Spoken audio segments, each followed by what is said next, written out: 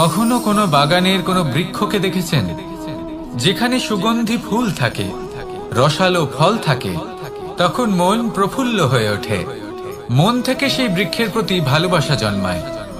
কিন্তু যিনি বাগানের মালিক, শুধুমাত্র তিনিই জানেন যে কিভাবে এই বৃক্ষকে আগলে রাখতে হয়, কিভাবে তার পরিচর্যা করলে এতে সুন্দর সুগন্ধি ফুল হবে, রসালো ফল হবে। কখনো কখনো প্রয়োজনের থেকে বেশি রোদ পেলে এই বৃক্ষগুলি শুকিয়ে যায়, প্রয়োজনের থেকে কম রোদ পেলেও এই বৃক্ষ কিন্তু শুকিয়ে যায়। প্রয়োজনের থেকে কম জল যদি পায়, এই বৃক্ষ শুকিয়ে যেতে পারে। প্রয়োজনের থেকে অতিরিক্ত জল যদি পায়, তখনও এই বৃক্ষের শিকড়গুলি নষ্ট হয়ে যেতে পারে। এবার এটাই কিন্তু আমাদের সংসারের সাথেও হয়। আমাদের সংসারের সকল প্রতিভাশালী ব্যক্তি, যেমন লেখক, বিচারক, প্রবক্তা, যোদ্ধা, এদের সবার ক্ষেত্রে এই কথাটাই প্রযোজ্য। যদি বেশি প্রশংসা করা হয়, তাহলেও এরা হারিয়ে যাবেন। প্রয়োজনের থেকে বেশি যদি নিন্দা করা হয়, তখনও তারা নত হয়ে পড়বেন।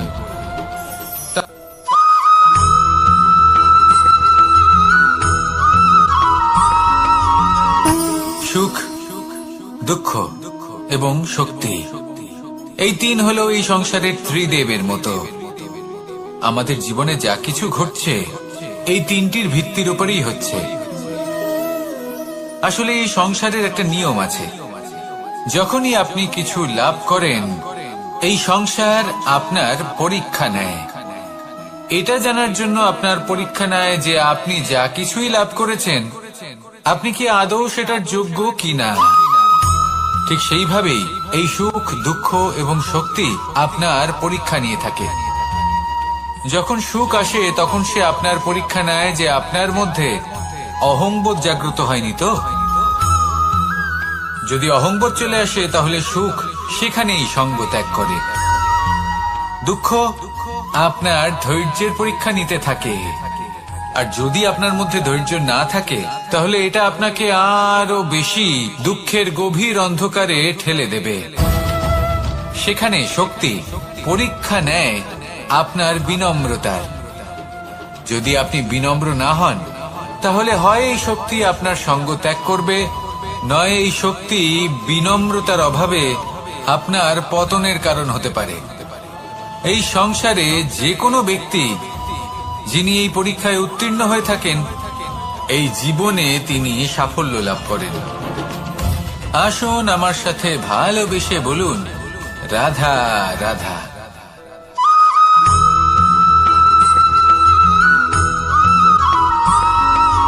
জীবনে যখন কোনো ব্যক্তি নিজের লক্ষ্য প্রাপ্তির জন্য নিরন্তর পরিশ্রম করতে থাকেন, চেষ্টা করতে থাকেন, তখন তিনি কষ্ট অনুভব করেন। কখনো শারীরিক কষ্ট, কখনো মানসিক কষ্ট। এবার উনি এটা ভাবতে থাকেন যে আমি কি উচিত করছি নাকি অনুচিত করছি। কারণ অন্যদিকে এমন একজন ব্যক্তিও আছেন যিনি একদমই পরিশ্রম, চেষ্টা করছেন না। তিনি মদিরা পান করেন, বিলাসিতায় জীবন কাটান, অলস প্রকৃতির হয়ে ওঠেন, নিদ্রাতে বিলীন হয়ে থাকেন আর ভাবেন যে তিনি সুখ লাভ করছেন। কিন্তু এরকম কেন হয়? কারণ যখন আমরা সৎ পথে থাকি, উচিত পথে চলি, লক্ষ্য প্রাপ্ত করার জন্য চেষ্টা করতে থাকি, তখন আমাদের ভেতরে থাকা নেতিবাচক শক্তি এবং পাপ এই দেহকে ত্যাগ করে দেয়। আর এই অনুভূতিটাই আমাদের দুঃখের অনুভূতি দেয়, কষ্ট দেয়। এবার সেখানে যদি আমরা কুপথে চলি, অনুচিত পথে চলতে থাকি, তাহলে আমাদের ভেতরে থাকা পুণ্য এবং ধনাত্মক শক্তি আমাদের দেহ ত্যাগ করে দেয়। আর এই অনুভূতির কারণেই আমরা সুখ অনুভব করি। কিন্তু কখনো ভাববেন যে এই সুখ বেশি সময় পর্যন্ত থাকে না। সেই জন্য সবসময় মনে রাখবেন, যদি আপনি জানেন যে এটাই আপনার লক্ষ্য, এটাই উচিত পথ, শুভ পথ, তাতে নিরন্তরভাবে এগিয়ে যেতে চেষ্টা করতে থাকুন। এই কষ্ট আপনাকে সুখের পরাকাষ্ঠায় কখন পৌঁছে দেবে তা আপনি জানতেই পারবেন না। আসুন আমার সাথে ভালোবেসে বলুন, রাধা রাধা।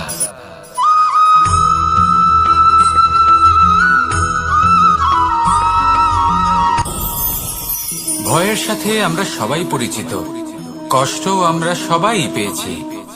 কখনো কখনো আমরা অসুস্থ হয়ে পড়ি, আর এমন সময় হলে মাতার মমতা, কখনো বাবার স্নেহ, কখনো বন্ধুদের পাশে থাকার অনুভূতি আমাদের রোগ নিরাময়ে সাহায্য করে। কখনো যদি আমরা নিরাশ হয়ে পড়ি, তখন যদি আমাদের কোনো আপনজন আমাদের দুটো ভালো কথা বলে, তখন আমাদের মনোবল বেড়ে যায়। ঠিক তেমন সংসারের এই রঙ্গমঞ্চে যদি আপনি পীড়িত অনুভব করেন, কিছু শুভ কথা আলোচনা করুন, কিছু স্তুতি গান করুন, কিছু মুহূর্তের জন্য হলেও নিজের ইষ্টদেবের কথা স্মরণ করুন আর প্রার্থনা করুন। সাহস বাড়বে, শক্তিও বৃদ্ধি পাবে এবং সামনে এগিয়ে চলার পথও দেখতে পাবেন। তখন এই মন প্রসন্ন হয়ে বলবে, রাধা রাধা।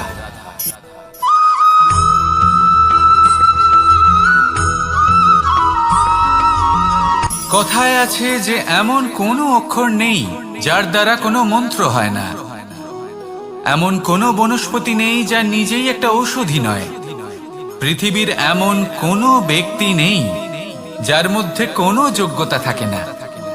শুধু প্রয়োজন হলো যে ব্যক্তিকে আমরা খুঁজে চলেছি তাকে সঠিকভাবে চিনে নেওয়া। যদি তার যোগ্যতা, তার বিশেষত্ব আমরা বুঝতেই না পারি, তাহলে আর লাভ কি রইল?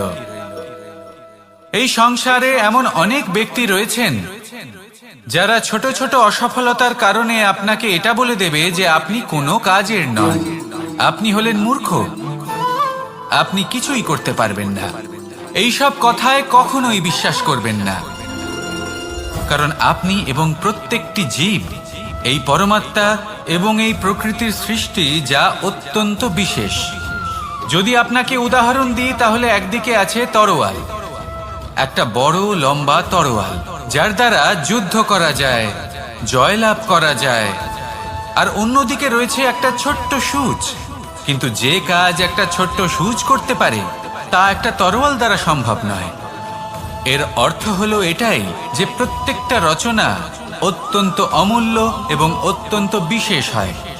তাহলে বিশ্বাস রাখুন যে আপনি অত্যন্ত বিশেষ একজন, আর প্রেমের সাথে বলুন, রাধা রাধা।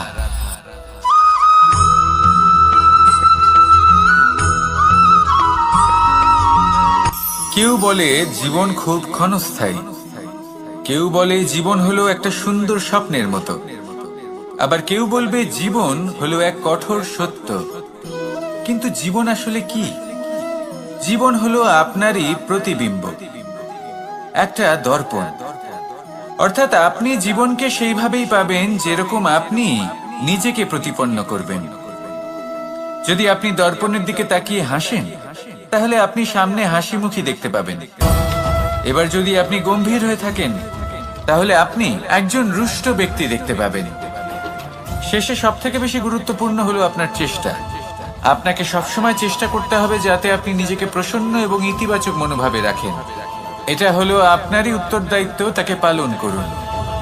এই মনকে প্রসন্ন রাখুন, এই সংসারকে সুন্দর বলে মনে হবে। আর এই মন প্রসন্ন হয়ে বলবে, রাধা রাধা।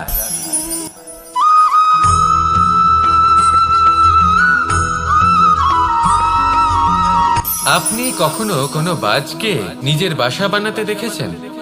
এই বাজ যখনই কোনো বাসা বানায়, তখন উঁচু গাছের ডালে বা কোনো পর্বতের শিখরে বাসা বানায়, অনেক উচ্চতায়।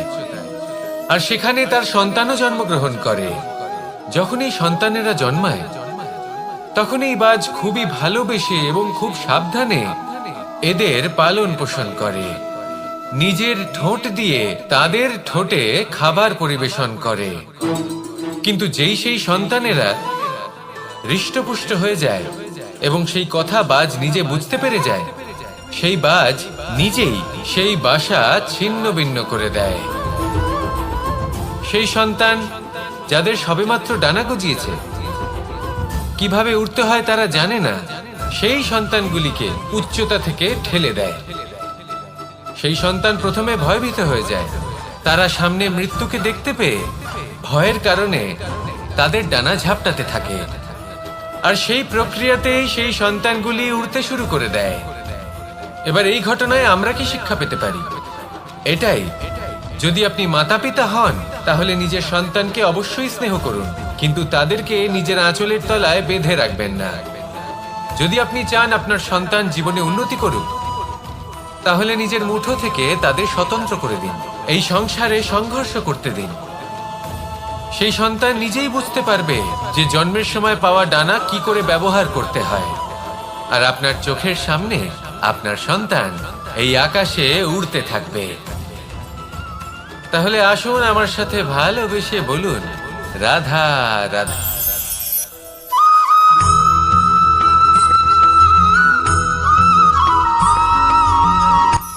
এই সংসারে সাফল্য লাভ করার জন্য জ্ঞানের প্রয়োজন হয়, পরিশ্রমের প্রয়োজন হয়, দৃঢ় নিষ্ঠার প্রয়োজন হয়, নিরন্তর চেষ্টা করা প্রয়োজনীয়। কিন্তু আরো কিছু আছে যা অত্যন্ত প্রয়োজনীয় এবং গুরুত্বপূর্ণ। তা হলো ভালো বন্ধু। তাদের থাকা অত্যন্ত প্রয়োজনীয়। যদি ভালো বন্ধু থাকে তাহলে সময় এলে তারা ঢাল হয়ে আপনাকে সুরক্ষা করবেন। সময় এলে অস্ত্রের মতো শত্রুকে সংহারও করবেন। যদি তিনি জ্ঞানী হন, তাদের মধ্যে সদ্গুণ থাকে, তাহলে এই সব গুণ আপনার মধ্যেও প্রবেশ করবে। তাহলে সাফল্যের জন্য ভালো বন্ধু পাওয়া অত্যন্ত প্রয়োজনীয়। কিন্তু শুধু বন্ধু কেন, ভালো শত্রুও থাকা প্রয়োজনীয়। এবার আপনি ভাববেন, আমি কি বললাম? যদি আপনার জীবনেও ভালো অর্থাৎ শক্তিশালী শত্রু থাকে, তাহলে আপনিও শক্তিশালী হতে থাকবেন। এই শত্রু আপনাকে প্রেরিত করবে আরো বেশি শক্তিশালী হয়ে ওঠার। কখনো কোনো হরিণকে দেখুন, তীব্র গতিতে দৌড়তে থাকে। কেন তীব্র গতিতে দৌড়য়? এই কারণে নয় যে কোথাও তার জন্য মধুর ঘাস অপেক্ষা করে রয়েছে, না। সে এই কারণে তীব্র গতিতে দৌড়য় কারণ সেটা না করলে তার পেছনে একটি সিংহ আছে যে ওকে নিজের ভোজন করে ফেলবে। তাই জীবনে বিপদ, সংকট, এই সবকিছুও হলো অত্যন্ত গুরুত্বপূর্ণ। তার সম্মুখীন হতে শিখুন আর আমার সাথে ভালোবেসে বলুন, রাধা রাধা।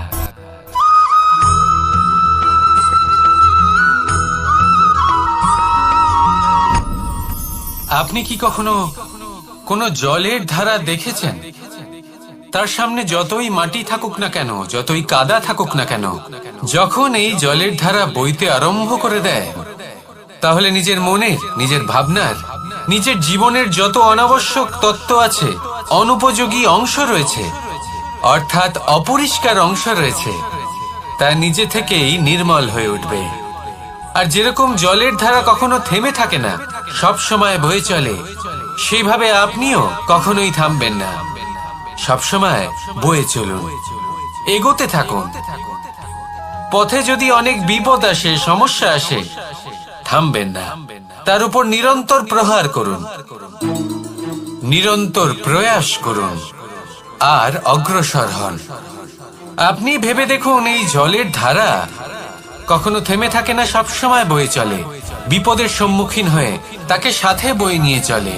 সেই জন্য জলের ধারা, প্রবাহমান এই ধারা, এর থেকে কখনো দুর্গন্ধ আসে না, এতে কখনো ময়লা জমতে পারে না, বরং পালিত হয় সুন্দর প্রাণবন্ত জীবজন্তু, যেমন সুন্দর ছোট মাছ। তাই আপনিও এটাই করুন, কখনো থামবেন না, শুধু চলতে থাকুন, জলের ধারার মতো বইতে থাকুন। আপনি আপনার লক্ষ্য অবশ্যই খুঁজে পাবেন, আর তার সাথে নিজের অন্তরের যে মালিন্য রয়েছে তা আপনি নিজেই নিজের থেকে দূরে করে দেবেন। তাহলে আসুন আর আমার সাথে ভালোবেসে বলুন, রাধা রাধা।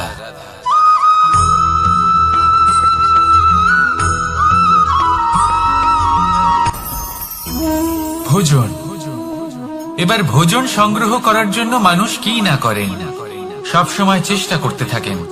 ফসল উৎপাদনের জন্য অনেক পরিশ্রম করতে থাকেন, কিন্তু অনেক সময় অনেক পরিশ্রম করার পরেও ফসল ভালো উৎপাদন হয় না। এর কারণ কি? কারণ হলো এটাই যে আপনি পরিশ্রম হয়তো অনেক করেছেন, কিন্তু আপনার নজর তো সেই বীজের দিকে ছিলই না যা আপনি রোপণ করেছেন। সেই জন্য সব সময় কোনো বীজ রোপণ করার আগে তাকে পরখ করে দেখুন, তা অত্যন্ত আবশ্যক।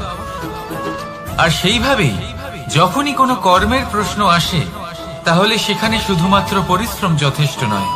সেই কাজের প্রতি আপনার কর্তব্য কি, আপনার উদ্দেশ্য কি, সেটা জানা হলো অত্যন্ত গুরুত্বপূর্ণ। তাই কর্ম করুন, কিন্তু সেই কর্মের প্রতি আপনার যা উদ্দেশ্য তার মাহাত্ম্য বুঝতে চেষ্টা করুন। তাহলে আসুন আমার সাথে ভালোবেসে বলুন, রাধা রাধা।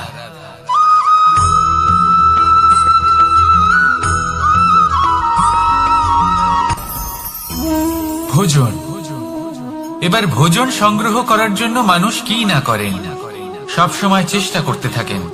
ফসল উৎপাদনের জন্য অনেক পরিশ্রম করতে থাকেন, কিন্তু অনেক সময় অনেক পরিশ্রম করার পরেও ফসল ভালো উৎপাদন হয় না। এর কারণ কি? কারণ হলো এটাই যে আপনি পরিশ্রম হয়তো অনেক করেছেন, কিন্তু আপনার নজর তো সেই বীজের দিকে ছিলই না যা আপনি রোপণ করেছেন। সেই জন্য সব সময় কোনো বীজ রোপণ করার আগে তাকে পরখ করে দেখুন, তা অত্যন্ত আবশ্যক। আর সেইভাবেই যখনই কোনো কর্মের প্রশ্ন আসে, তাহলে সেখানে শুধুমাত্র পরিশ্রম যথেষ্ট নয়।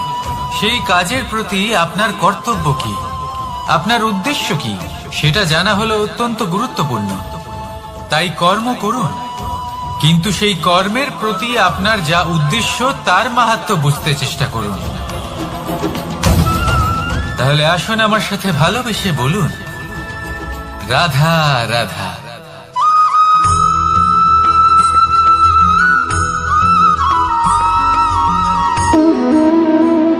সম্পর্ক হলো আমাদের জীবনের একটি আধার।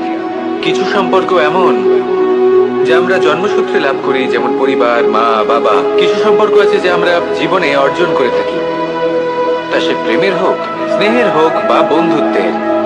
এই সকল সম্পর্ক লাভ করার বা গড়ে তোলার 5টি ধাপ রয়েছে। প্রথম ধাপ, কোনো ব্যক্তির সাথে আলাপ হওয়া, তার সাথে কথা বলা বা তাকে দেখা। দ্বিতীয় ধাপ, সে ব্যক্তিকে আমাদের ভালো লাগা। তৃতীয় ধাপ, আমাদের এটা চাইতে শুরু করা যে জীবনে এই ব্যক্তি যেন আমাদের বন্ধু হন, আমাদের জীবনে থাকেন, বা আমাদের কাউকে ভালোবেসে ফেলা। আর এটা আমাদের ভাবা বা চাওয়া যে সেই ব্যক্তি যেন আজীবন আমার সাথে থাকেন, আমার জীবনে আমার সাথী হয়ে। চতুর্থ ধাপ, লাভ করা। এবার এই ধাপটি অনেক মানুষের পক্ষেই খুবই সরল হয়, বড়ই সরল ভাবে নিজেদের সঙ্গীকে লাভ করে থাকেন। কিছু মানুষের জন্য এই ধাপ অত্যন্ত কঠিন হয়ে থাকে। অনেক প্রতিকূল পরিস্থিতির উপর জয়লাভ করে তারা সঙ্গীকে লাভ করেন, কিন্তু লাভ অবশ্যই করেন। এরপরে আসে পঞ্চম, অন্তিম এবং সব থেকে গুরুত্বপূর্ণ ধাপ। সেটা হলো সেই সম্পর্ক পালন করা। এটা হলো এমন এক বিষয় যা প্রত্যেক মানুষের শেখা উচিত। যদি ব্যক্তি নিজের জীবনে সম্পর্ক রক্ষা করতে শিখে যান, তবে প্রত্যেক সম্পর্ক তার জীবনকে স্বর্গ করে তুলবে। আসুন আর আমার সাথে ভালোবেসে বলুন, রাধা রাধা।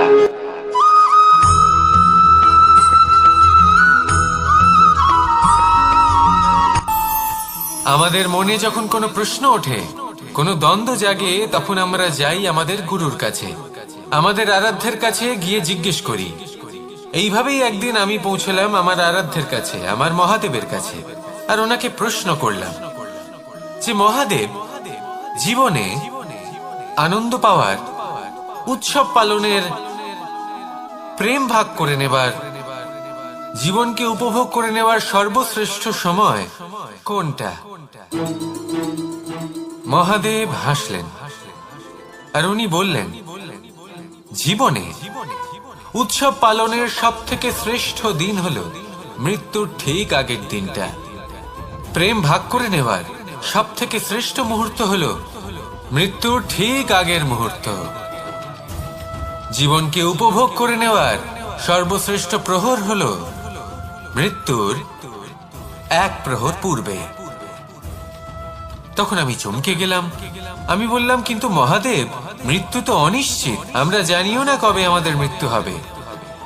মহাদেব আবার হাসলেন উনি বললেন যে যদি আমরা এভাবে জীবন কাটাই যে আমরা জীবনের প্রত্যেক দিন, প্রত্যেক মুহূর্ত, প্রত্যেক প্রহর শেষ বলে মনে করি, তাহলে আমাদের সমস্ত জীবন আনন্দের সাথেই অতিবাহিত হবে। কি বলেন?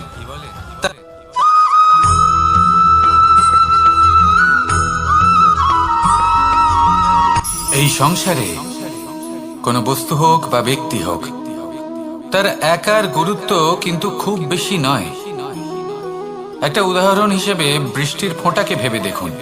যদি একটি বৃষ্টির ফোঁটা হয় তাহলে তার খুব বেশি গুরুত্ব থাকে না, কিন্তু যখন সহস্র বৃষ্টির ফোঁটা মেঘের মধ্যে দিয়ে ঝরে পড়ে, তখন সেটা বর্ষার রূপ ধারণ করে। সেই বর্ষা যা এই প্রকৃতিকে শান্ত করে। সেইভাবেই পাথরের ছোট টুকরো, তার খুব বেশি গুরুত্ব থাকে না, কিন্তু যখন অসংখ্য পাথরের টুকরো একত্রিত হয় তখন তা পর্বতের আকার ধারণ করে। সেইভাবেই কিছু মানুষ যখন একত্রিত হন তখন তৈরি হয় পরিবার, কিছু পরিবার যখন একত্রিত হয় তখন তৈরি হয় সমাজ, যখন অনেক সংখ্যক সমাজ একত্রিত হয় তখন তৈরি হয় রাজ্য। এবার এই রাজ্যের সব থেকে গুরুত্বপূর্ণ ব্যক্তি হতে পারেন রাজা, কিন্তু তাও সেই রাজা একা কিছু করতে পারেন না। যুদ্ধ লড়ার সময় তারও নিজের সৈন্যদলকে প্রয়োজন পড়ে। কিন্তু এই সংসারে এমন একজন ব্যক্তি আছেন যিনি একাই সব কাজ করতে থাকেন, এবং সেই ব্যক্তি হলেন মা। আমাদের জীবনে একজন পিতার ভূমিকা কিন্তু নিঃসন্দেহে অমূল্য, কিন্তু আমাদের সকলের জীবনে যে ভূমিকা একজন মায়ের তা অন্য কারোর থাকে না। একজন মা একাই সন্তানকে বড় করতে পারেন, সংস্কারী করে তুলতে পারেন, তার জন্য পরিশ্রম করেন। আর এত কিছু কাজ করার পরেও তার কাজের জন্য তিনি প্রশংসা অবশ্য পান না। উল্টে যদি সেই সন্তান অনুচিত পথে চালিত হয়, অনুচিত কর্ম করে, তখন সেই মাকেই অপবাদের পাত্র হয়ে উঠতে হয়। আমাদের জীবনে মায়ের যোগদান কতটা সেটা বুঝুন। আপনাকে বড় করে তোলার জন্য উনি কতটা পরিশ্রম করেছেন সেটা বুঝুন। আজ থেকে, এখন থেকে, এই মুহূর্ত থেকে মাকে সম্মান করতে শিখুন। যখন সময় পাবেন, যখন সুযোগ হবে, তখন তার প্রশংসা করুন, ওনারও ভালো লাগবে। আর মায়ের এই মমতার জন্য, তার এই ভূমিকার জন্য আসুন সবাই মিলে আমরা তাকে প্রণাম করি, আর সকলে মিলে ভালোবেসে বলি, রাধা রাধা।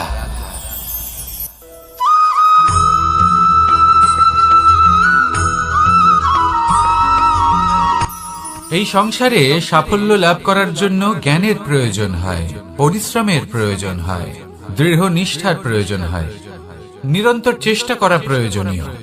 কিন্তু আরো কিছু আছে যা অত্যন্ত প্রয়োজনীয় এবং গুরুত্বপূর্ণ। তা হলো ভালো বন্ধু। তাদের থাকা অত্যন্ত প্রয়োজনীয়। যদি ভালো বন্ধু থাকে তাহলে সময় এলে তারা ঢাল হয়ে আপনাকে সুরক্ষা করবেন। সময় এলে অস্ত্রের মতো শত্রুকে সংহারও করবেন। যদি তিনি জ্ঞানী হন, তাদের মধ্যে সদ্গুণ থাকে, তাহলে এই সব গুণ আপনার মধ্যেও প্রবেশ করবে। তাহলে সাফল্যের জন্য ভালো বন্ধু পাওয়া অত্যন্ত প্রয়োজনীয়। কিন্তু শুধু বন্ধু কেন, ভালো শত্রুও থাকা প্রয়োজনীয়। এবার আপনি ভাববেন, আমি কি বললাম?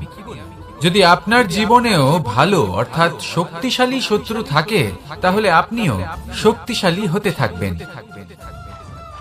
এই শত্রু আপনাকে প্রেরিত করবে আরো বেশি শক্তিশালী হয়ে ওঠার। কখনো কোনো হরিণকে দেখুন, তীব্র গতিতে দৌড়তে থাকে। কেন তীব্র গতিতে দৌড়য়? এই কারণে নয় যে কোথাও তার জন্য মধুর ঘাস অপেক্ষা করে রয়েছে, না। সে এই কারণে তীব্র গতিতে দৌড়য় কারণ সেটা না করলে তার পেছনে একটি সিংহ আছে যে ওকে নিজের ভোজন করে ফেলবে। তাই জীবনে বিপদ, সংকট, এই সবকিছুও হলো অত্যন্ত গুরুত্বপূর্ণ। তার সম্মুখীন হতে শিখুন, আর আমার সাথে ভালোবেসে বলুন, রাধা রাধা।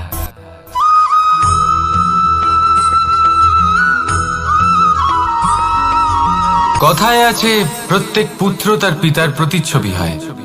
আর সমস্ত প্রতিচ্ছবি চায় যেন সে তার অস্তিত্ব প্রাপ্ত করতে পারে। পুত্র চায় সে যেন তার পিতার মতো হয় বা কখনো কখনো তার থেকেও শ্রেষ্ঠ হয়। সেটা কোনো অনুচিত ব্যাপার নয়। অনুচিত তখন হয় যখন পুত্র নিজের পিতার মতো হবার স্বপ্ন পূরণ করতে গিয়ে বা তার থেকেও শ্রেষ্ঠ হওয়ার স্বপ্ন পূরণে অনুচিত পথের আশ্রয় নেয়। কারণ তারপরে সে তার পিতার গুণগুলি আত্মসাৎ করতে চায় না।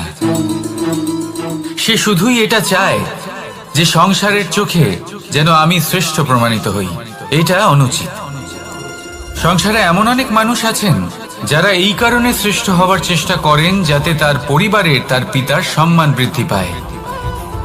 এমনও মানুষ থাকেন, আর এটাই হলো পার্থক্য উদ্দেশ্যের।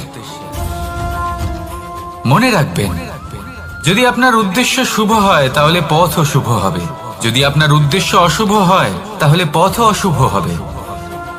তাহলে নিজের পিতার মতো হবার চেষ্টা অবশ্যই করুন, তার থেকেও শ্রেষ্ঠ হওয়ার চেষ্টা অবশ্যই করুন, কিন্তু মনে রাখবেন আপনার সংকল্প আর আপনার উদ্দেশ্য এই দুই শুভ হওয়া উচিত। তাহলে আসুন আর আমার সাথে ভালোবেসে বলুন, রাধা রাধা।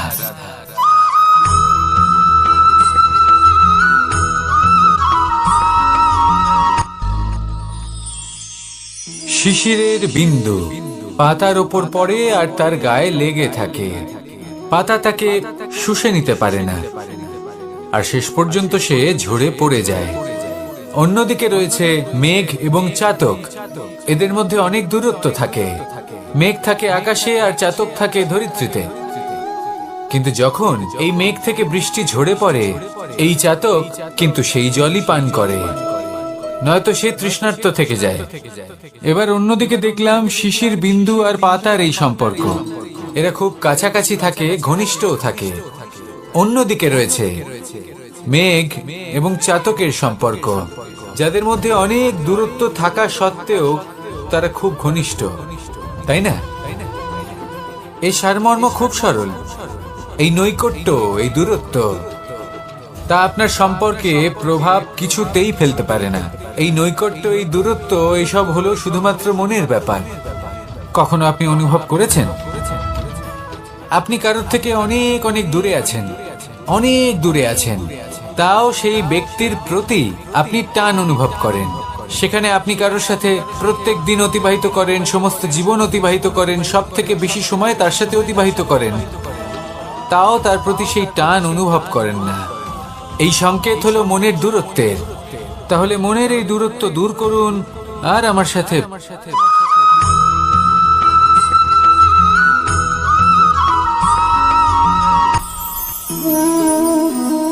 শক্তি এক অত্যন্ত বিচিত্র বস্তু, বা বলতে পারেন অনুভূতি। পিতা সবসময় চান যেন তিনি তার শক্তি পুত্রকে। আসুন আপনাকে সহজে বোঝাই।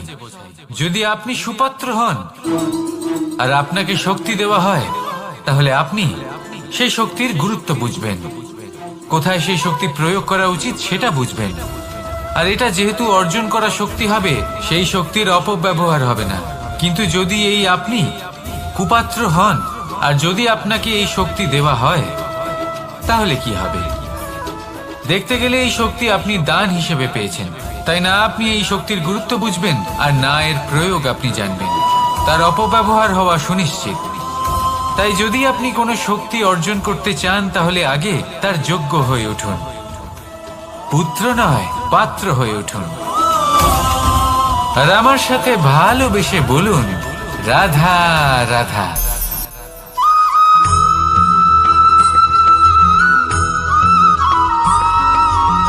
ভালো। শুধু ওনাদের কঠোর ব্যবহার দেখলে আমরা একটু ভয় পেয়ে যাই।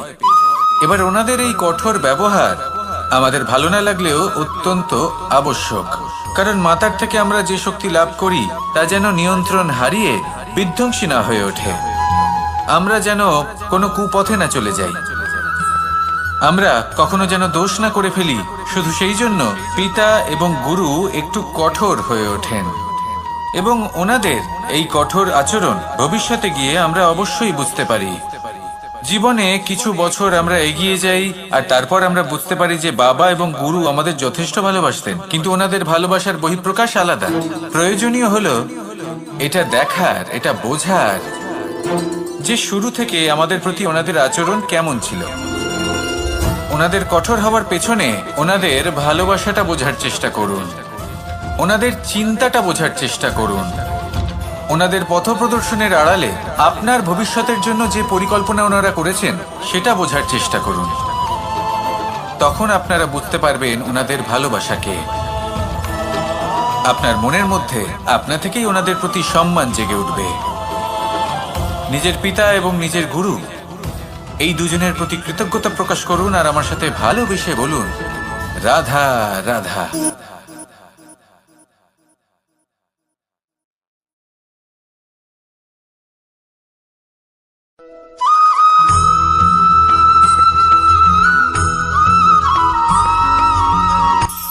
কখনো কোনো বাগানের কোনো বৃক্ষকে দেখেছেন যেখানে সুগন্ধি ফুল থাকে, রসালো ফল থাকে? তখন মন প্রফুল্ল হয়ে ওঠে, মন থেকে সেই বৃক্ষের প্রতি ভালোবাসা জন্মায়। কিন্তু যিনি বাগানের মালিক, শুধুমাত্র তিনিই জানেন যে কিভাবে এই বৃক্ষকে আগলে রাখতে হয়, কিভাবে তার পরিচর্যা করলে এতে সুন্দর সুগন্ধি ফুল হবে, রসালো ফল হবে। কখনো কখনো প্রয়োজনের থেকে বেশি রোদ পেলে এই বৃক্ষগুলি শুকিয়ে যায়, প্রয়োজনের থেকে কম রোদ পেলেও এই বৃক্ষ কিন্তু শুকিয়ে যায়। প্রয়োজনের থেকে কম জল যদি পায় এই বৃক্ষ শুকিয়ে যেতে পারে, প্রয়োজনের থেকে অতিরিক্ত জল যদি পায় তখনও এই বৃক্ষের শিকড়গুলি নষ্ট হয়ে যেতে পারে। এবার এটাই কিন্তু আমাদের সংসারের সাথেও হয়। আমাদের সংসারের সকল প্রতিভাশালী ব্যক্তি, যেমন লেখক, বিচারক, প্রবক্তা, যোদ্ধা, এদের সবার ক্ষেত্রে এই কথাটাই প্রযোজ্য। যদি বেশি প্রশংসা করা হয় তাহলেও এরা হারিয়ে যাবেন। প্রয়োজনের থেকে বেশি যদি নিন্দা করা হয় তখনও তারা নত হয়ে পড়বেন।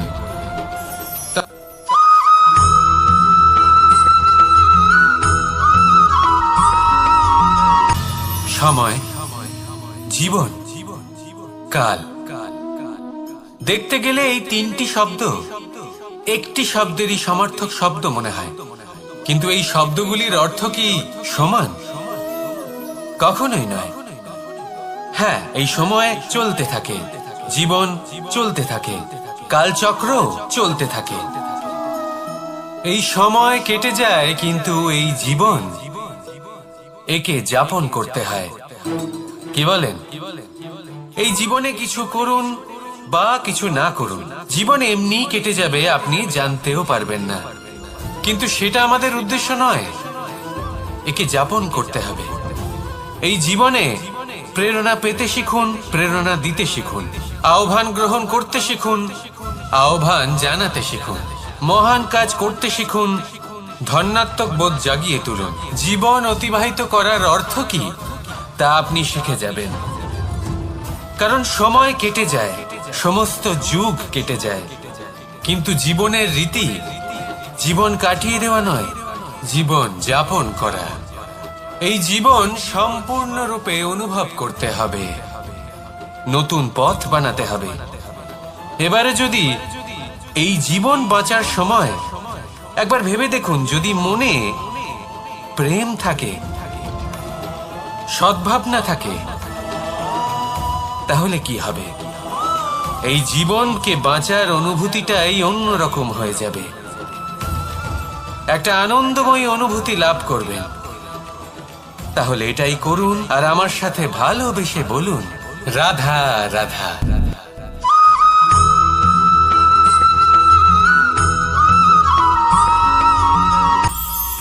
এটা হলো ধান গাছ। এর থেকে যে চাল উৎপন্ন হয় তা মানুষ গ্রহণ করেন। আর এটা কি? এ হলো জংলি ঘাস। একবার ভেবে দেখুন, যদি এই জংলি ঘাস ধান গাছের আশেপাশে থাকে তাহলে কি হবে? ধান উৎপন্ন হতে পারবে? তা উৎকৃষ্ট হতে পারবে? আমরা কি তা গ্রহণ করতে পারবো? কখনোই নয়। এই জংলি ঘাস ধানকে নষ্ট করে দেবে, কিন্তু নিজে জীবিত থাকবে। এটাই হলো আজকের শিক্ষা।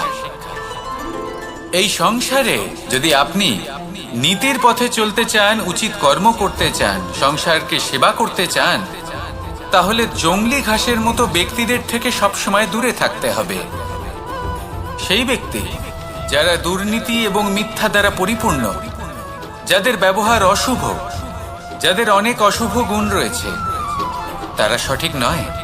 সেই সকল ব্যক্তি যাদের চরিত্র অত্যন্ত দুষ্ট হয়, তারা হয় শুভ চরিত্রের ব্যক্তিকে একদম নষ্ট করে দেয়, নয় নিজের মতো বানিয়ে তোলে।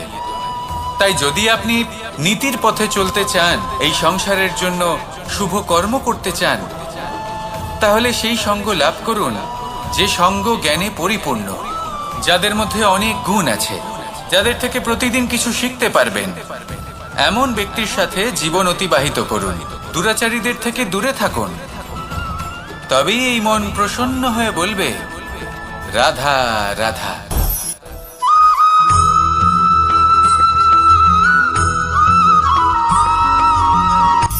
সূচের শেষে একটি ছিদ্র থাকে, যার দ্বারা আমরা এই সুতো পরাতে পারি, আর তারপর সূচের সাহায্যে এই সুতো দিয়ে বস্ত্র সেলাই করা যায়। কিন্তু যদি সুতোটা সোজা করে ধরা না হয়, তাহলে সূচে কখনো এই সুতো পরানোই সম্ভব নয়। যদি এতে কোনো গিঁট পড়ে, তখন তা কখনোই এই ছিদ্র দ্বারা প্রবেশ করা সম্ভব নয়। ঠিক এইভাবেই যদি আপনি কারোর জীবনে প্রবেশ করতে চান, কারোর অন্তরে প্রবেশ করতে চান, তাহলে আপনাকেও সহজ থাকতে হবে। এতে কোনো গিঁট থাকলে চলবে না, অর্থাৎ মনে যাতে কোনো মালিন্য না থাকে, যেন কোনো কুচিন্তা না থাকে। যদি এসব থাকে, তাহলে আপনি কখনো কারোর জীবনে প্রবেশ করতে পারবেন না। আর যদি কোনোভাবে আপনি প্রবেশ করেও যান, তাহলে তার মনে ঘর করতে পারবেন না। নিজেকে এই সুতোর মতন করে তুলুন, সহজ। মনে যেন কোনো কুচিন্তা না থাকে, সবার প্রতি যেন সদ্ভাবনা থাকে, শুভ চিন্তা থাকে। এমনটা করতে থাকুন। এমন একটা দিন আসবে যেদিন এই সমস্ত সংসারের ব্যক্তির মনে আপনি বাস করবেন, আর তখন এই মন প্রসন্ন হয়ে বলবে, রাধা রাধা।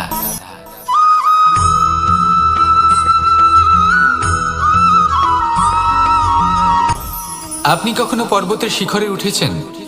আপনি দেখতে পাবেন পর্বতের পদতলে প্রচুর সুন্দর ফুল রয়েছে, সবুজ বনানী রয়েছে। যত আপনি ওপরে উঠতে থাকবেন, তত ফুল কমতে থাকবে, সবুজ বনানী কমতে থাকবে। আরো কিছুটা ওপরে উঠলে কাঁটা জাতীয় গাছ দেখতে পাবেন, শুকনো গাছ দেখতে পাবেন। আরো যদি ওপরে ওঠেন, তাহলে পাষাণ দেখতে পাবেন। আরো ওপরে উঠলে হিমখণ্ড দেখতে পাবেন।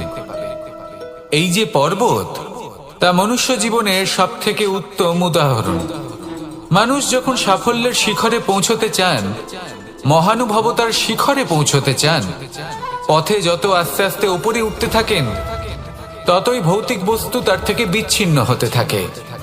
যদি তিনি সেই ভৌতিক বস্তুগুলি ত্যাগ না করতে পারেন, তাহলে কখনোই সেই স্থানে পৌঁছতে পারবেন না।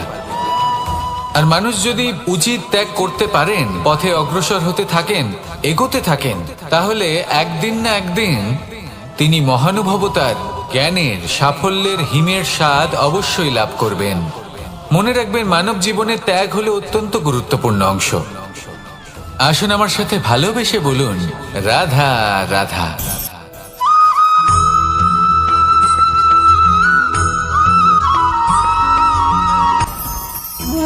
ভোজন। এবার ভোজন সংগ্রহ করার জন্য মানুষ কি না করেন, সব সময় চেষ্টা করতে থাকেন। ফসল উৎপাদনের জন্য অনেক পরিশ্রম করতে থাকেন, কিন্তু অনেক সময় অনেক পরিশ্রম করার পরেও ফসল ভালো উৎপাদন হয় না। এর কারণ কি? কারণ হলো এটাই যে আপনি পরিশ্রম হয়তো অনেক করেছেন, কিন্তু আপনার নজর তো সেই বীজের দিকে ছিলই না যা আপনি রোপণ করেছেন। সেই জন্য সব সময় কোনো বীজ রোপণ করার আগে তাকে পরখ করে দেখুন, তা অত্যন্ত আবশ্যক। আর সেইভাবেই যখনই কোনো কর্মের প্রশ্ন আসে, তাহলে সেখানে শুধুমাত্র পরিশ্রম যথেষ্ট নয়। সেই কাজের প্রতি আপনার কর্তব্য কি, আপনার উদ্দেশ্য কি, সেটা জানা হলো অত্যন্ত গুরুত্বপূর্ণ। তাই কর্ম করুন, কিন্তু সেই কর্মের প্রতি আপনার যা উদ্দেশ্য, তার মাহাত্ম্য বুঝতে চেষ্টা করুন। তাহলে আসুন আমার সাথে ভালোবেসে বলুন, রাধা রাধা।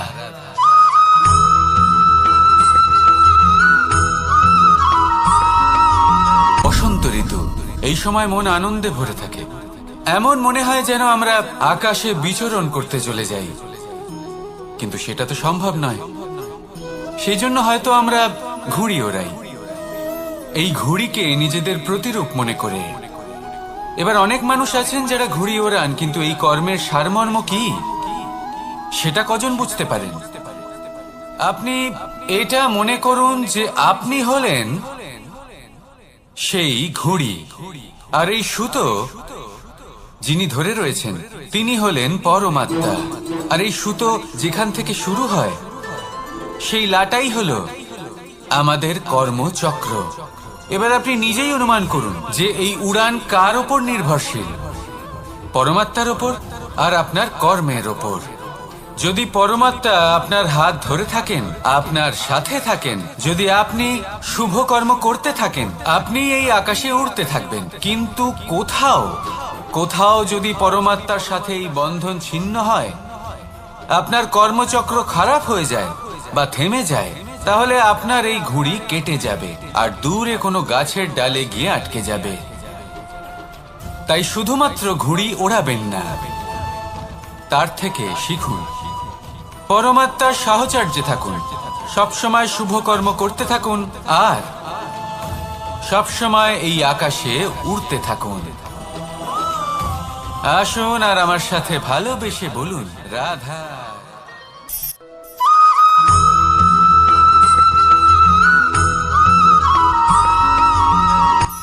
এই সংসারে সাফল্য লাভ করার জন্য জ্ঞানের প্রয়োজন হয়, পরিশ্রমের প্রয়োজন হয়, দৃঢ় নিষ্ঠার প্রয়োজন হয়, নিরন্তর চেষ্টা করা প্রয়োজনীয়। কিন্তু আরো কিছু আছে যা অত্যন্ত প্রয়োজনীয় এবং গুরুত্বপূর্ণ। তা হলো ভালো বন্ধু। তাদের থাকা অত্যন্ত প্রয়োজনীয়। যদি ভালো বন্ধু থাকে তাহলে সময় এলে তারা ঢাল হয়ে আপনাকে সুরক্ষা করবেন। সময় এলে অস্ত্রের মতো শত্রুকে সংহারও করবেন। যদি তিনি জ্ঞানী হন, তাদের মধ্যে সদ্গুণ থাকে, তাহলে এই সব গুণ আপনার মধ্যেও প্রবেশ করবে। তাহলে সাফল্যের জন্য ভালো বন্ধু পাওয়া অত্যন্ত প্রয়োজনীয়।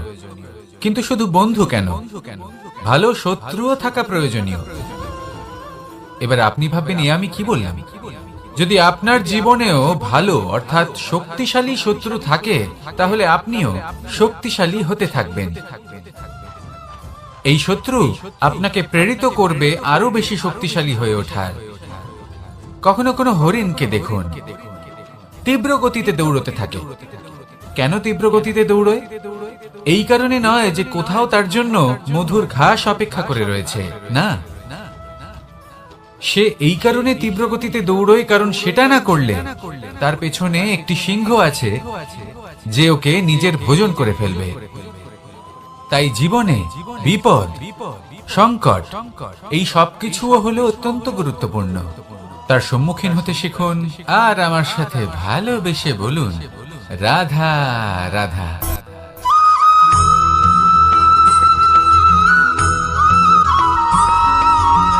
ভালো, শুধু ওনাদের কঠোর ব্যবহার দেখলে আমরা একটু ভয় পেয়ে যাই।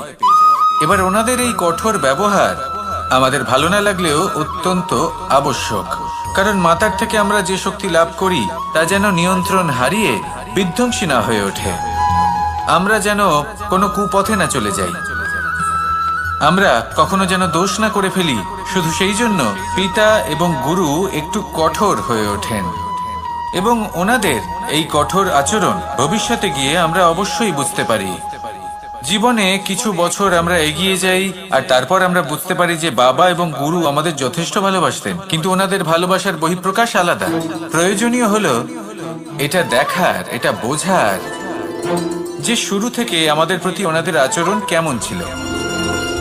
ওনাদের কঠোর হওয়ার পেছনে ওনাদের ভালোবাসাটা বোঝার চেষ্টা করুন, ওনাদের চিন্তাটা বোঝার চেষ্টা করুন, ওনাদের পথপ্রদর্শনের আড়ালে আপনার ভবিষ্যতের জন্য যে পরিকল্পনা ওনারা করেছেন সেটা বোঝার চেষ্টা করুন।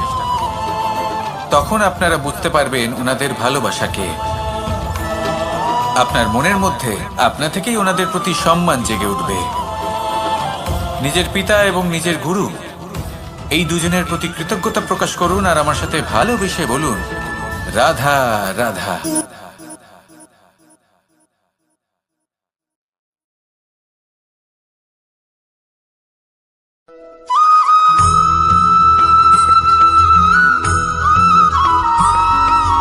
কথায় আছে, প্রত্যেক পুত্র তার পিতার প্রতিচ্ছবি হয়, আর সমস্ত প্রতিচ্ছবি চায় যেন সে তার অস্তিত্ব প্রাপ্ত করতে পারে। পুত্র চায় সে যেন তার পিতার মতো হয়, বা কখনো কখনো তার থেকেও শ্রেষ্ঠ হয়। সেটা কোনো অনুচিত ব্যাপার নয়। অনুচিত তখন হয় যখন পুত্র নিজের পিতার মতো হবার স্বপ্ন পূরণ করতে গিয়ে বা তার থেকেও শ্রেষ্ঠ হওয়ার স্বপ্ন পূরণে অনুচিত পথের আশ্রয় নেয়। কারণ তারপরে সে তার পিতার গুণগুলি আত্মসাৎ করতে চায় না। সে শুধুই এটা চায় যে সংসারের চোখে যেন আমি শ্রেষ্ঠ প্রমাণিত হই। এটা অনুচিত। সংসারে এমন অনেক মানুষ আছেন যারা এই কারণে শ্রেষ্ঠ হওয়ার চেষ্টা করেন যাতে তার পরিবারের তার পিতার সম্মান বৃদ্ধি পায়। এমনও মানুষ থাকেন, আর এটাই হলো পার্থক্য উদ্দেশ্যের। মনে রাখবেন, যদি আপনার উদ্দেশ্য শুভ হয় তাহলে পথও শুভ হবে, যদি আপনার উদ্দেশ্য অশুভ হয় তাহলে পথও অশুভ হবে। তাহলে নিজের পিতার মতো হবার চেষ্টা অবশ্যই করুন, তার থেকেও শ্রেষ্ঠ হওয়ার চেষ্টা অবশ্যই করুন, কিন্তু মনে রাখবেন আপনার সংকল্প আর আপনার উদ্দেশ্য এই দুই শুভ হওয়া উচিত। তাহলে আসুন আর আমার সাথে ভালোবেসে বলুন, রাধা রাধা।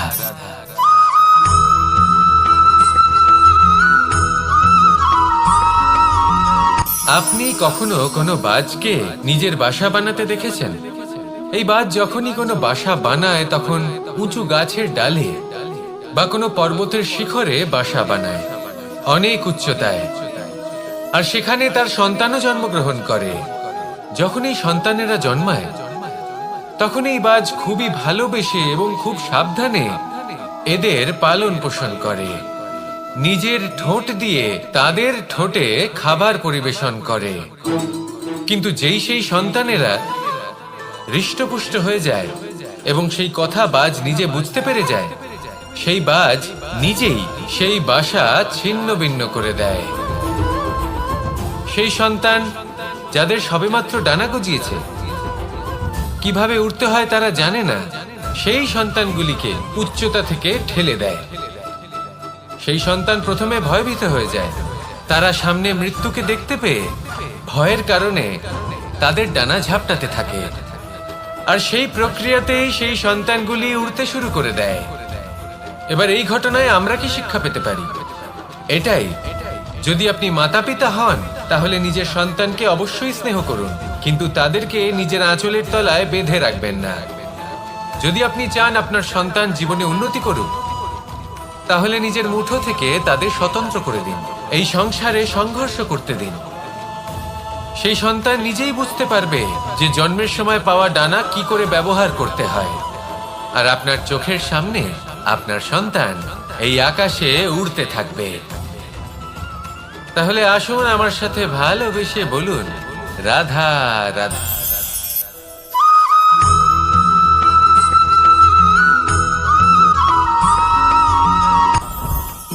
জীবনে কিছু শেখা অত্যন্ত গুরুত্বপূর্ণ। এবার কি কি শিখতে হবে সেই সব শেখানোর জন্য অনেক শিক্ষক রয়েছেন, কিন্তু কি শিখবেন না আর কি করবেন না এটা আমাদের নিজের অভিজ্ঞতা দিয়েই শিখতে হয়। কিন্তু তার মানে এটা নয় যে যদি আপনাকে শিখতে হয় যে আগুনের তাপ কতটা, আপনাকে আগুনের মধ্যে হাত দিতে হবে। না, অন্য কারোর অভিজ্ঞতা দ্বারাও শিখতে পারেন। প্রশ্ন শুধুমাত্র একটাই যে আপনি কি শিখতে চান নাকি চান না। যদি আপনি এটাই ভাবেন যে আমি শুধুই নিজের অভিজ্ঞতা দ্বারাই শিখতে চাই, তাহলে জীবনকাল ছোট মনে হবে, অনেক কিছুই শিখতে পারবেন না। তাই নিজের সাথে সাথে বড়দের অভিজ্ঞতা দ্বারাও শেখা শুরু করে দিন। এই সংসারের অভিজ্ঞতা দ্বারা শিখতে শুরু করে দিন। আর এটা নিশ্চিত রূপে শেখা আবশ্যক যে কখন কি করবেন না, কোথায় থামতে হবে আর কোথায় থামবেন না। তাহলে আসুন আর আমার সাথে ভালোবেসে বলুন, রাধা রাধা।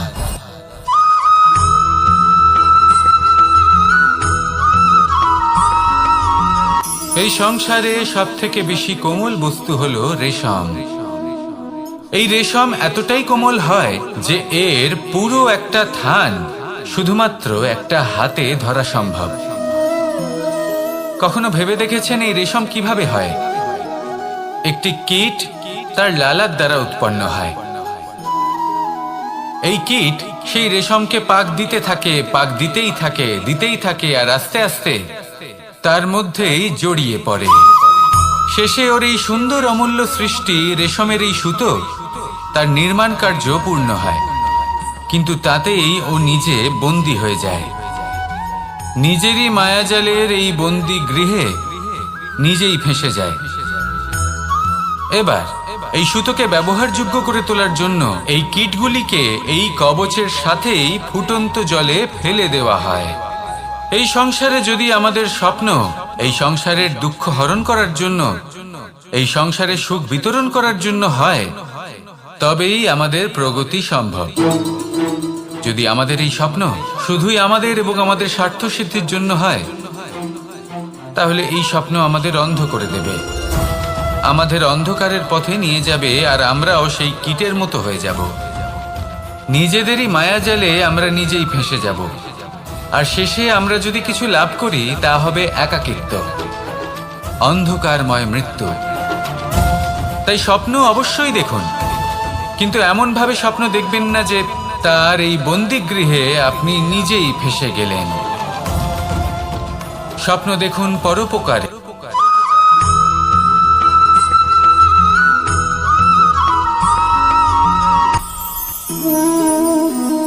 শক্তি এক অত্যন্ত বিচিত্র বস্তু, বা বলতে পারেন অনুভূতি।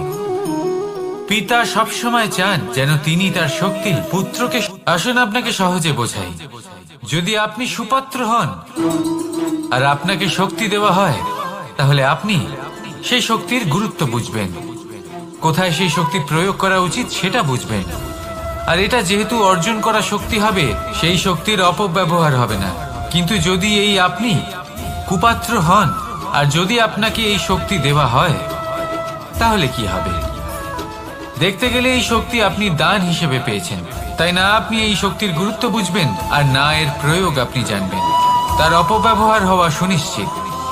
তাই যদি আপনি কোনো শক্তি অর্জন করতে চান, তাহলে আগে তার যোগ্য হয়ে উঠুন, পুত্র নয় পাত্র হয়ে উঠুন।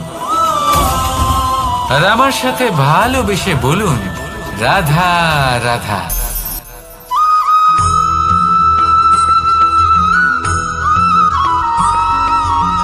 এই সংসারে প্রত্যেক মানুষ এটাই চান যে তিনি যেন ধনবান হন, আর্থিক অবস্থা তার ভালো থাকে, ওনার বাড়িতে লক্ষ্মীর আগমন হয়। কিন্তু সেটা হবে কি করে, সেটাই হলো প্রশ্ন। কেউ বলেন যে যদি পরিশ্রম করো তাহলে ধন অর্জন সম্ভব, কেউ বলেন যে যদি বিদ্যা লাভ হয় তবেই ধন অর্জন সম্ভব, কেউ বলেন যে যদি বলশালী হও তবেই সম্পন্ন থাকবে।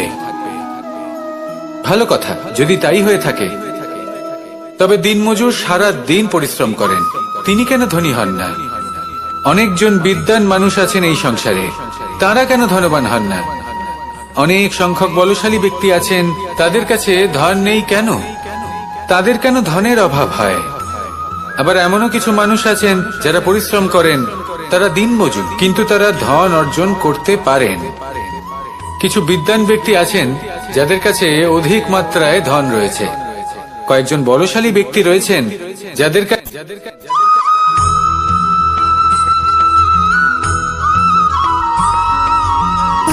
সুখ, দুঃখ এবং শক্তি, এই তিন হলো এই সংসারের ত্রিদেবের মতো।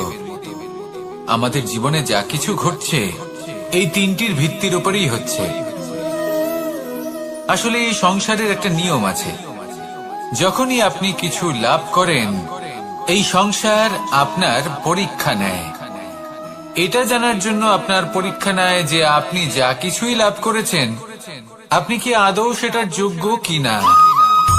ঠিক সেইভাবেই এই সুখ, দুঃখ এবং শক্তি আপনার পরীক্ষা নিয়ে থাকে। যখন সুখ আসে তখন সে আপনার পরীক্ষা নেয় যে আপনার মধ্যে অহংবোধ জাগ্রত হয়নি তো।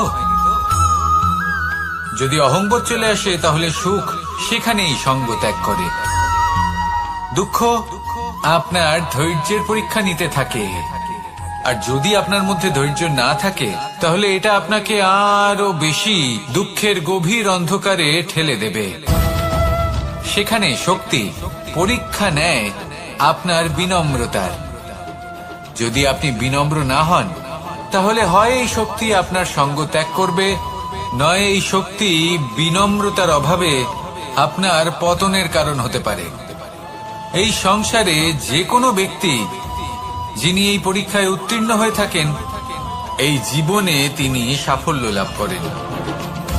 আসুন আমার সাথে ভালোবেসে বলুন, রাধা রাধা।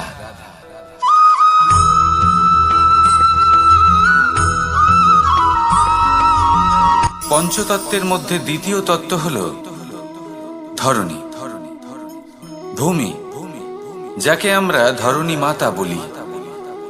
এই ধরণী ধৈর্য ধারণ করে, আর এর উপরেই আমাদের সমগ্র সংসার নির্ভরশীল।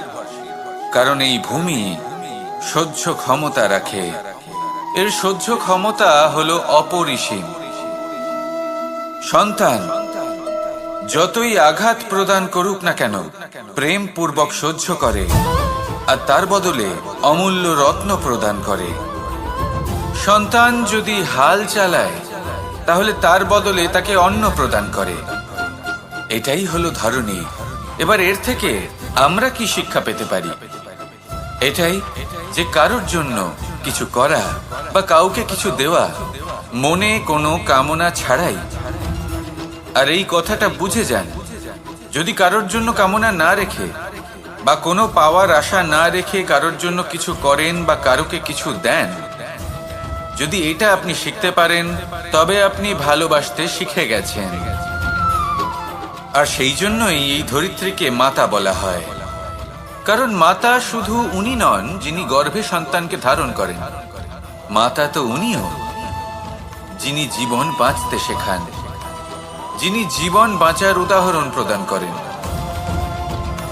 তাহলে ধরণীর থেকে এই নিঃস্বার্থ ভাব শিখুন, নিঃস্বার্থ ভালোবাসা শিখুন, আর এই ভালোবাসার সাথেই বলুন, রাধা রাধা।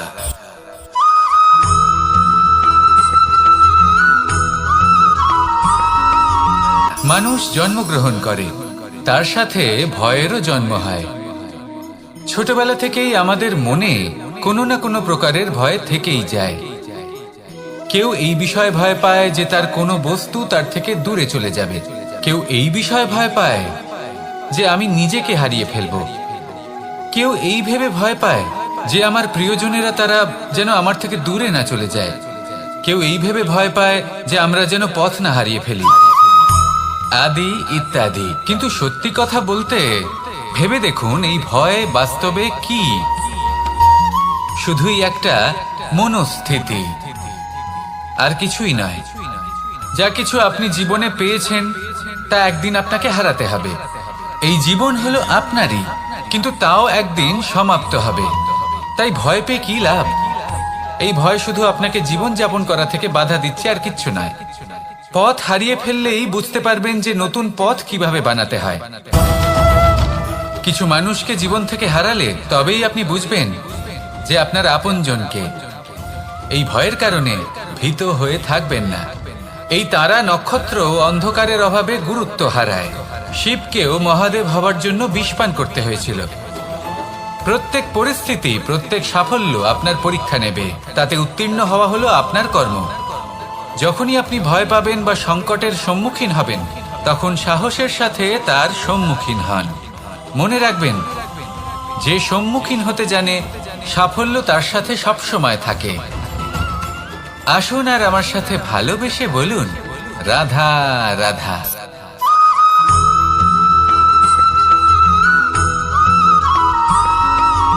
জীবনে অগ্রসর হওয়ার জন্য আমাদের কাকে প্রয়োজন হয়? মাতা পিতা, বন্ধু, প্রেম, সাহায্য, অর্থ, পরিশ্রম, আশা। ভিন্ন ভিন্ন মানুষ ভিন্ন ভিন্ন বিকল্প চয়ন করে। যদি আমি আপনাকে বলি, তাহলে জয় আর পরাজয়ের মন্ত্র দুটো শব্দের উপর নির্ভর করে, মেনে নেওয়া আর দৃঢ় হওয়া। যদি মেনে নেন তাহলে হেরে যাবেন, যদি দৃঢ় হন তাহলে নিশ্চিত রূপে জয়ী হবেন। যদি কখনো আপনি ক্লান্ত হয়ে ওঠেন, আপনি দুঃখী হন, পুরোপুরি ভেঙে পড়েছেন, তখন মেনে নেবেন না যে আপনি ভেঙে পড়েছেন, নয়তো হেরে যাবেন। তখন উল্টে স্থির করবেন যে যাই হয়ে যাক না কেন, আমি জয়ী হবই। আর আপনি দেখবেন যে জয় নিশ্চিত রূপে আপনার কাছেই আসবে। তাহলে এই কথা মনে রাখবেন আর আমার সাথে ভালোবেসে বলবেন, রাধা রাধা।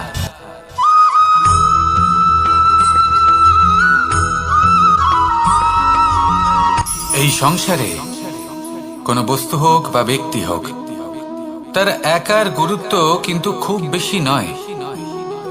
একটা উদাহরণ হিসেবে বৃষ্টির ফোঁটাকে ভেবে দেখুন।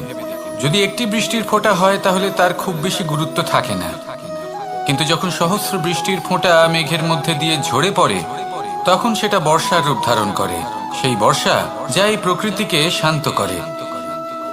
সেইভাবেই পাথরের ছোট টুকরো, তার খুব বেশি গুরুত্ব থাকে না, কিন্তু যখন অসংখ্য পাথরের টুকরো একত্রিত হয় তখন তা পর্বতের আকার ধারণ করে। সেইভাবেই কিছু মানুষ যখন একত্রিত হন তখন তৈরি হয় পরিবার, কিছু পরিবার যখন একত্রিত হয় তখন তৈরি হয় সমাজ, যখন অনেক সংখ্যক সমাজ একত্রিত হয় তখন তৈরি হয় রাজ্য।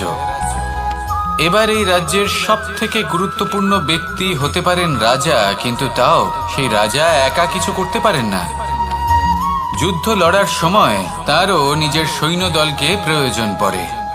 কিন্তু এই সংসারে এমন একজন ব্যক্তি আছেন যিনি একাই সব কাজ করতে থাকেন, এবং সেই ব্যক্তি হলেন মা। আমাদের জীবনে একজন পিতার ভূমিকা কিন্তু নিঃসন্দেহে অমূল্য, কিন্তু আমাদের সকলের জীবনে যে ভূমিকা একজন মায়ের তা অন্য কারোর থাকে না। একজন মা একাই সন্তানকে বড় করতে পারেন, সংস্কারী করে তুলতে পারেন, তার জন্য পরিশ্রম করেন। আর এত কিছু কাজ করার পরেও তার কাজের জন্য তিনি প্রশংসা অবশ্য পান না।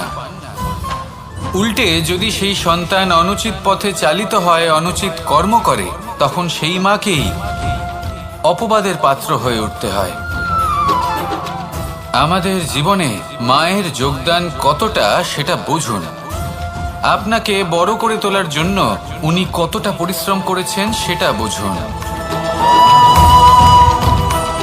আজ থেকে, এখন থেকে, এই মুহূর্ত থেকে মাকে সম্মান করতে শিখুন। যখন সময় পাবেন, যখন সুযোগ হবে, তখন তার প্রশংসা করুন, ওনারও ভালো লাগবে। আর মায়ের এই মমতার জন্য, তার এই ভূমিকার জন্য আসুন সবাই মিলে আমরা তাকে প্রণাম করি, আর সকলে মিলে ভালোবেসে বলি, রাধা রাধা।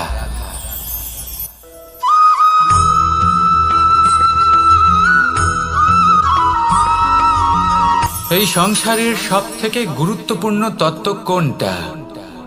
প্রথম হলো সময়। জন্ম থেকে মৃত্যু পর্যন্ত এই যে সময়, এটাই তো হলো জীবন। দ্বিতীয় হলো জীবন, যাতে আমরা সময়ের সদ্ব্যবহার করি, শ্রেষ্ঠ থেকে শ্রেষ্ঠতর কাজ করার চেষ্টা করি। বহু বছরের এই পরম্পরা, এই সংস্কৃতিকে এগিয়ে নিয়ে যাওয়ার চেষ্টা করি। এই সংসারে আমরা অংশগ্রহণ করতে চেষ্টা করি। তৃতীয় হলো ধন, সেই ধন যা প্রত্যেক ব্যক্তি অর্জন করতে চেষ্টা করেন। এবার এই তিনটি তত্ত্বের মধ্যে একটা সামঞ্জস্য আছে, সমান ব্যাপার আছে, সে ধনই হোক বা সময় হোক বা হোক জীবন। আর সেই সমান ব্যাপার হলো যে যদি আপনি এটা গণনা করতে থাকেন তাহলে তা কমতে থাকে, যদি আপনি এটা ব্যবহার করেন তাহলে তা বাড়তে থাকে। একে সংগঠিত করে রাখতে চেষ্টা করলে এ হাত থেকে ফসকে যায়, কিন্তু যদি আপনি একে সামলে রাখতে শিখে যান তাহলে এমন কাজ করবেন যাতে সংসারের সাথে সাথে পরবর্তী প্রজন্ম লাভবান হবে। যদি কিছু শিখতে চান তাহলে সামলাতে শিখুন, গণনা করা বা সংগঠিত করা নয়। আসুন আর আমার সাথে ভালোবেসে বলুন, রাধা রাধা।